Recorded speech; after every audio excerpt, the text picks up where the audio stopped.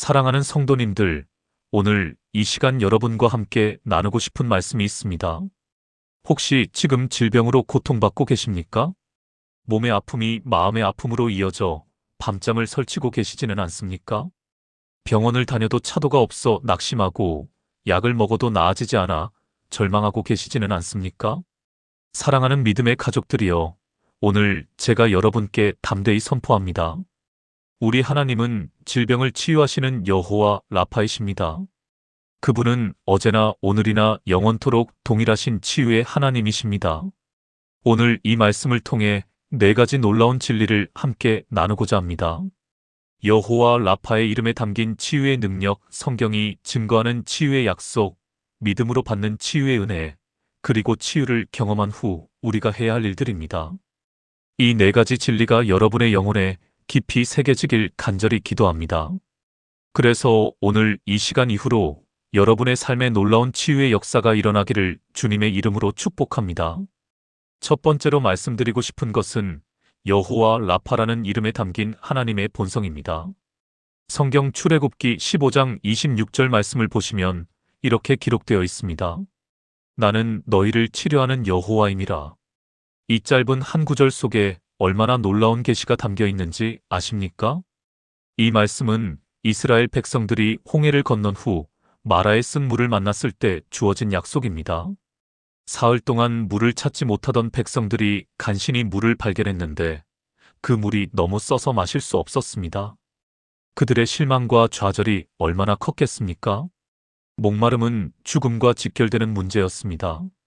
바로 그 절망의 순간에 모세가 하나님께 부르짖었고 하나님께서 한 나무를 보여주셔서 그것을 물에 던지게 하셨습니다. 그러자 쓴 물이 단물로 변했습니다. 그리고 바로 그 순간 하나님께서 당신의 이름을 계시하셨습니다. 나는 여호와 라파, 너희를 치료하는 하나님이라고 말입니다. 사랑하는 성도님들, 이것이 무엇을 의미합니까? 하나님께서 우리의 모든 질병과 아픔을 치유하시는 것은 단순한 능력의 문제가 아니라 그분의 본성이라는 것입니다. 치유는 하나님이 하실 수도 있고 안 하실 수도 있는 선택사항이 아닙니다. 치유는 하나님의 이름 자체에 새겨진 그분의 정체성입니다. 여호와 라파는 히브리어로 야훼 로페카라고 읽습니다. 여기서 라파라는 단어는 단순히 육체적 질병을 고치는 것을 넘어서 회복하다, 완전하게 만들다, 온전케 하다는 의미를 담고 있습니다. 하나님은 우리의 몸만 치유하시는 것이 아니라 우리의 마음과 영혼, 그리고 관계까지 회복시키시는 분이십니다. 오늘날 우리가 살아가는 2025년에도 이 진리는 변함없이 유효합니다. 여러분 중에 당뇨병으로 고생하시는 분이 계십니까? 고혈압으로 매일 약을 드시는 분이 계십니까? 관절염으로 걷기조차 힘드신 분이 계십니까? 암 진단을 받고 항암 치료를 받고 계신 분이 계십니까? 사랑하는 믿음의 가족들이여, 담대히 여호와 라파의 이름을 부르십시오. 그분은 여러분의 치유자이십니다. 그것이 그분의 이름이고 본성이기 때문입니다. 제가 목회 현장에서 수많은 치유의 간증을 들었습니다. 얼마 전 우리 교회 한 집사님은 5년간 류마티스 관절염으로 고생하셨습니다. 손가락이 굽어져서 젓가락질도 제대로 할 수 없었고 무릎이 붓고 아파서 계단을 오르내리는 것이 고문과 같았습니다. 여러 병원을 다녀봤지만 의사들은 완치는 어렵고 평생 약물로 관리해야 한다고 했습니다. 그런데 그 집사님이 여호와 라파의 이름을 붙잡고 40일간 새벽 기도를 드렸습니다. 매일 아침 무릎 꿇고 기도할 때마다 관절이 아팠지만 포기하지 않았습니다. 나는 너희를 치료하는 여호와임이라는 말씀을 붙들고 선포했습니다. 그리고 놀라운 일이 일어났습니다. 40일째 되던 날 아침 일어났을 때 통증이 사라진 것입니다. 병원에 가서 검사를 받았더니 염증 수치가 정상으로 돌아왔고 의사도 놀라워했습니다. 이것이 바로 여호와 라파의 능력입니다. 우리가 그분의 이름을 부를 때 그분은 그 이름에 합당하게 응답하십니다. 두 번째로 말씀드리고 싶은 것은 성경 전체에 기록된 치유의 약속들입니다. 성경은 처음부터 끝까지 하나님의 치유하시는 능력을 증거하고 있습니다. 시편 103편 2절에서 3절 말씀을 보십시오. 내 영혼아 여호와를 송축하며 그의 모든 은택을 잊지 말지어다. 그가 내 모든 죄악을 사하시며 내 모든 병을 고치시며. 다윗은 여기서 죄 사함과 병 고침을 같은 수준의 하나님의 은혜로 말하고 있습니다. 우리가 예수 그리스도를 믿음으로 죄 사함을 받는 것이 확실하듯이 병 고침을 받는 것도 확실한 하나님의 약속입니다. 야고보서 5장 14절에서 15절 말씀도 살펴보겠습니다. 너희 중에 병든 자가 있느냐? 그는 교회의 장로들을 청할 것이요. 그들은 주의 이름으로 기름을 바르며 그를 위하여 기도할지니라. 믿음의 기도는 병든 자를 구원하리니 주께서 그를 일으키시리라. 이 말씀은 신약시대 교회에 주어진 명확한 지침입니다. 병든 자는 믿음의 기도를 구해야 하고 믿음의 기도는 반드시 응답된다는 약속입니다. 여기서 구원하리니라는 헬라어 소조는 치유하다, 회복시키다, 온전케 하다는 의미입니다. 그리고 일으키시리라는 에게이로는 죽은 자를 살리실 때도 사용되는 강력한 단어입니다. 사랑하는 성도님들, 이것이 얼마나 놀라운 약속입니까? 주님께서 병든 자를 반드시 일으키신다는 확실한 보장입니다. 이사야 53장 4절에서 5절 말씀은 더욱 구체적입니다. 그는 실로 우리의 질고를 지고 우리의 슬픔을 당하였거늘 우리는 생각하기를 그는 징벌을 받아 하나님께 맞으며 고난을 당한다 하였노라. 그가 찔림은 우리의 허물 때문이요 그가 상함은 우리의 죄악 때문이라. 그가 징계를 받음으로 우리는 평화를 누리고 그가 채찍에 맞음으로 우리는 나음을 받았도다. 이 말씀은 메시아의 대속 사역을 예언한 것입니다. 예수 그리스도께서 십자가에서 우리의 죄를 담당하신 것처럼 우리의 질병도 담당하셨습니다. 그가 채찍에 맞음으로 우리는 나음을 받았다는 이 말씀은 과거형으로 기록되어 있습니다. 이것은 이미 완성된 사실을 의미합니다. 예수님께서 십자가에서 우리의 치유를 이미 완성하셨다는 뜻입니다. 마태복음 8장 16절에서 17절을 보면 이 예언의 성취를 볼 수 있습니다.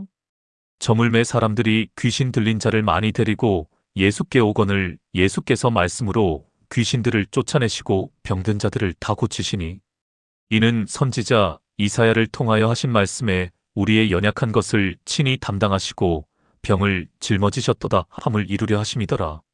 사랑하는 믿음의 가족들이여, 이 말씀이 여러분의 마음속에 믿음으로 심어지기를 바랍니다.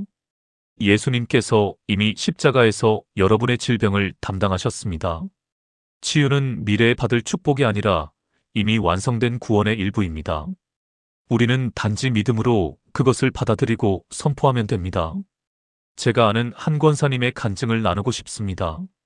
그 권사님은 폐암 사기 진단을 받았습니다. 의사는 6개월 시한부 선고를 했습니다. 가족들은 절망했고 본인도 죽음을 준비하기 시작했습니다. 그런데 어느 날 병실에서 이사야 53장 5절 말씀을 묵상하던 중 성령님께서 강하게 임재하셨습니다. 그가 채찍에 맞음으로 우리는 나음을 받았도다. 이 말씀이 마음에 불같이 임했습니다.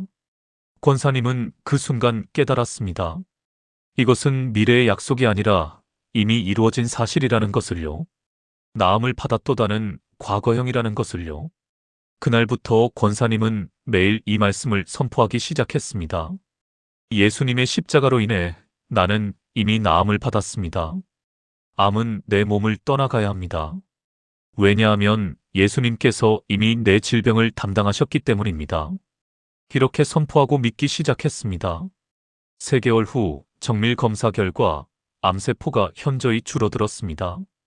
6개월 후에는 암세포가 거의 보이지 않았습니다. 1년 후 완전관의 판정을 받았습니다. 의사는 의학적으로 설명할 수 없는 기적이라고 말했습니다. 그런데 우리는 압니다. 이것은 기적이 아니라 하나님의 약속이 성취된 것임을요. 3번째로 말씀드리고 싶은 것은 믿음으로 치유를 받는 방법입니다. 치유는 하나님의 주권적인 은혜이지만 동시에 우리의 믿음이 중요한 역할을 합니다. 마가복음 5장에 나오는 혈루병 여인의 이야기를 기억하십니까? 이 여인은 12년 동안 혈루병으로 고생했습니다. 많은 의사에게 많은 괴로움을 받았고 가진 것도 다 허비했지만 아무 효험이 없었습니다. 마가복음 5장 27절에서 28절을 보겠습니다. 예수의 소문을 듣고 무리 가운데 끼어 뒤로 와서 그의 옷에 손을 대니 이는 내가 그의 옷에만 손을 대어도 구원을 받으리라 생각함일러라. 이 여인의 믿음을 주목하십시오. 그녀는 예수님의 옷에만 손을 대어도 구원을 받으리라 확신했습니다. 여기서 구원이라는 단어는 앞서 말씀드린 소조로 치유를 의미합니다. 그녀는 군중을 뚫고 예수님께 다가가 옷자락에 손을 댔습니다. 율법에 따르면 혈루병 환자는 부정한 사람이었습니다. 그녀가 다른 사람들을 만지면 그들도 부정하게 만드는 것이었습니다. 그런데도 그녀는 믿음으로 위험을 무릅쓰고 예수님께 나아갔습니다. 마가복음 5장 29절 말씀입니다. 이에 그의 혈루 근원이 곧 마름의 병이 나은 줄을 몸에 깨달으니라. 즉각적인 치유가 일어났습니다. 그런데 더 중요한 것은 예수님의 반응입니다. 마가복음 5장 34절 말씀을 보십시오. 예수께서 이르시되 따라 내 믿음이 너를 구원하였으니 평안히 가라 내 병에서 떠나 건강할지어다. 예수님께서 무엇이라고 말씀하셨습니까? 내 믿음이 너를 구원하였다고 하셨습니다. 사랑하는 성도님들, 믿음은 치유를 받는 통로입니다. 하나님께서는 치유하실 능력이 충만하십니다. 그런데 그 능력이 우리에게 흘러오기 위해서는 믿음이라는 통로가 필요합니다. 믿음이 없으면 하나님의 능력이 우리에게 전달될 수 없습니다. 마태복음 9장에도 비슷한 이야기가 나옵니다. 두 맹인이 예수님을 따라오며 소리를 질렀습니다. 다윗의 자손이여 우리를 불쌍히 여기소서. 예수님께서 그들에게 물으셨습니다. 마태복음 9장 28절 말씀입니다. 내가 능히 이 일할 줄을 믿느냐? 그들이 대답했습니다. 주여 그러하오이다. 그러자 예수님께서 그들의 눈을 만지시며 말씀하셨습니다. 마태복음 9장 29절입니다. 너희 믿음대로 되라 하시니 그러자 그들의 눈이 떠졌습니다. 사랑하는 믿음의 가족들이여 이 말씀을 주목하십시오. 너희 믿음대로 되라. 우리가 받는 것은 우리의 믿음의 크기에 따라 달라집니다. 작은 믿음은 작은 결과를 가져오고 큰 믿음은 큰 결과를 가져옵니다.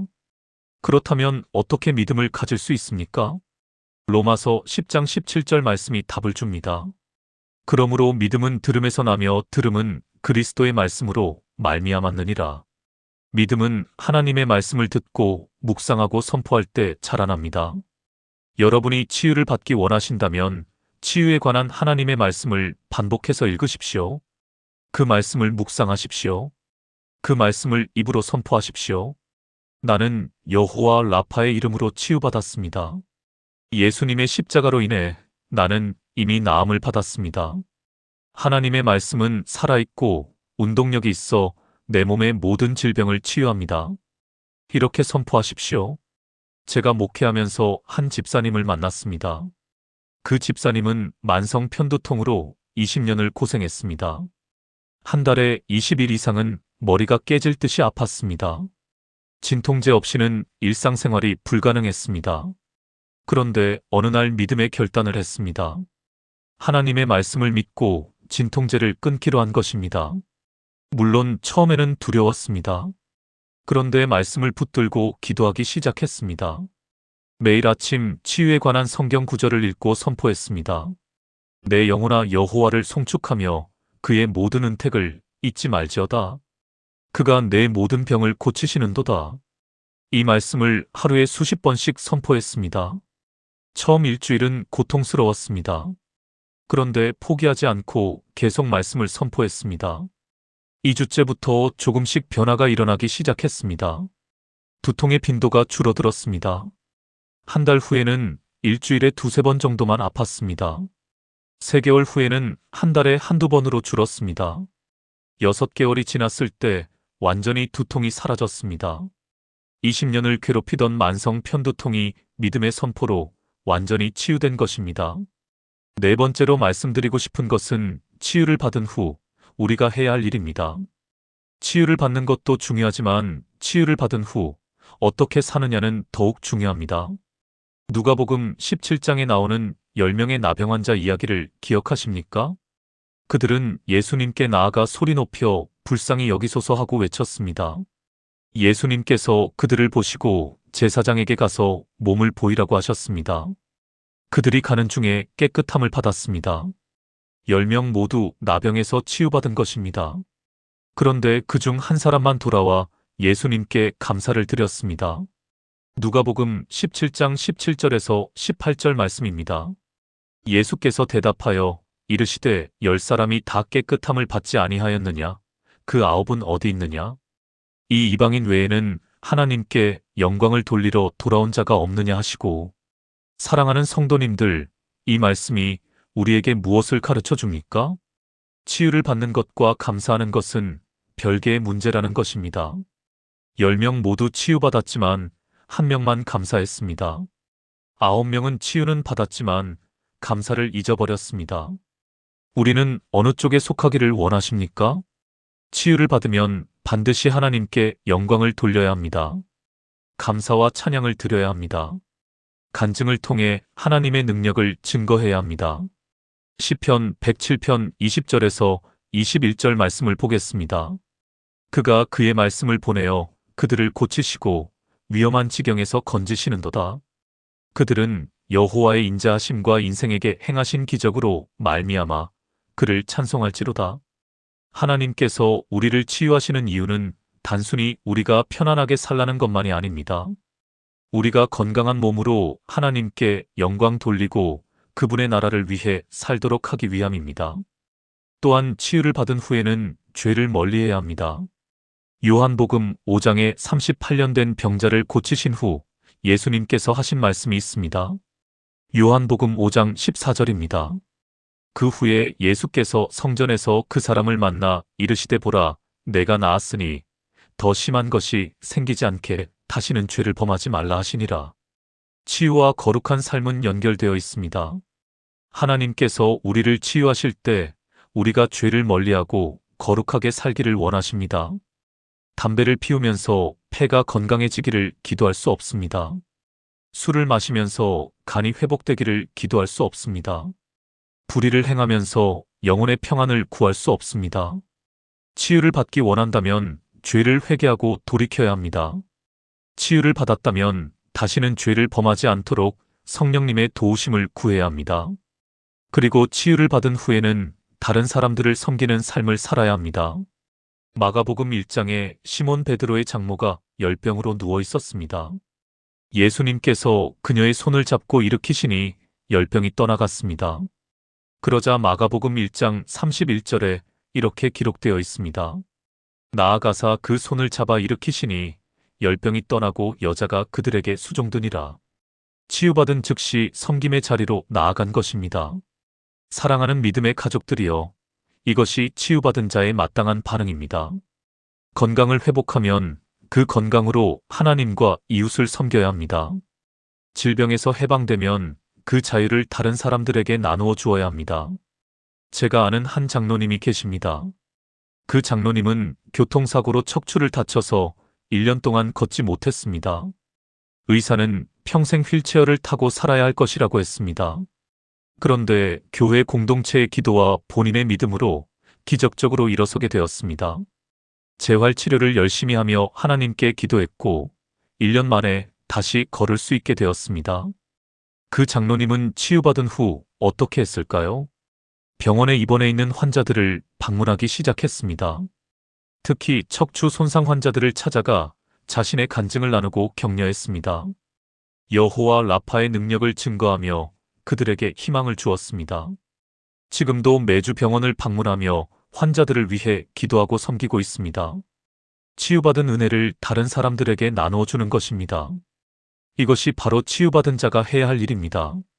사랑하는 성도님들, 오늘 이 시간 우리가 함께 나눈 4가지 진리를 기억하십시오. 첫째, 여호와 라파는 하나님의 이름이자 본성입니다. 치유는 하나님께서 하실 수도 있고 안 하실 수도 있는 선택사항이 아니라 그분의 정체성입니다. 둘째, 성경 전체가 하나님의 치유하시는 능력을 증거하고 있습니다.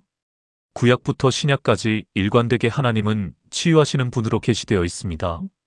특히 예수님의 십자가는 우리의 죄뿐만 아니라 질병까지 담당하신 완전한 대속의 사역이었습니다. 셋째, 믿음은 치유를 받는 통로입니다. 하나님의 말씀을 듣고 묵상하고 선포할 때 믿음이 자라나고 그 믿음을 통해 하나님의 치유 능력이 우리에게 흘러옵니다. 넷째, 치유받은 후에는 감사하고 거룩하게 살며 다른 사람을 섬겨야 합니다.